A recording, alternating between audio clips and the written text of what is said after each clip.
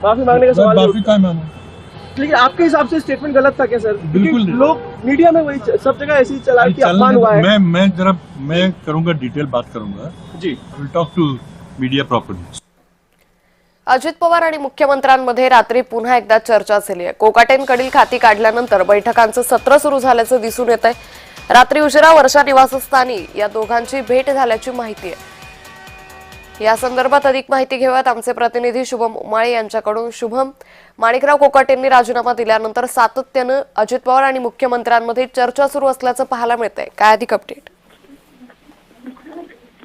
अंकिता, खरं तर माणिकराव कोकाटे सध्या वांद्रे येथील लीलावती रुग्णालयात दाखल आहेत, पण मात्र असं समजून येत आहे की माणिकराव कोकाटे यांनी त्यांच्या मंत्रिपदाचा राजीनामा जो आहे तो अजित पवारांकडे सुपूर्द केलेला आहे आणि मग त्यानंतर देवेंद्र फडणवीस यांनी राज्यपाल यांच्याकडे माणिकराव कोकाटे यांच्या सर्व खाती काढून घेण्याचं मागणी जी आहे ती केली होती। त्यामुळे सध्या माणिकराव कोकाटे हे बिनखात्याचे मंत्री आहेत।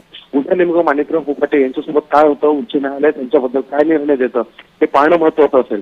अशामध्येच काल अजित पवारांनी रात्री जे आहे देवेंद्र फडणवीस यांच्या शासकीय निवासस्थानी वर्षा निवासस्थानी जाऊन त्यांची भेट घेतलेली आहे आणि अनेक मुद्द्यांवर चर्चा केली आहे आणि प्रामुख्याने माणिकराव कोकाटे यांच्यावर चर्चा झालेली आहे की नेमकं आता पुढे कशा पद्धतीने होईल, कोणत्या नवीन चेहऱ्याला याच्यावर देखील चर्चा झाली।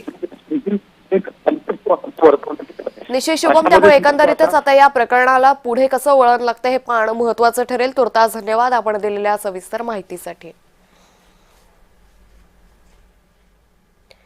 मंत्री बावनकुळेंविरोधात महसूल कर्मचारी आक्रमक झाले। सोमवारपासून सामूहिक रजा घेत बेमुदत आंदोलन करणार आहेत। मावळमधील तहसीलदारांचं निलंबन केल्याप्रकरणी कर्मचारी नाराज आहेत। निलंबन मागे घेण्याची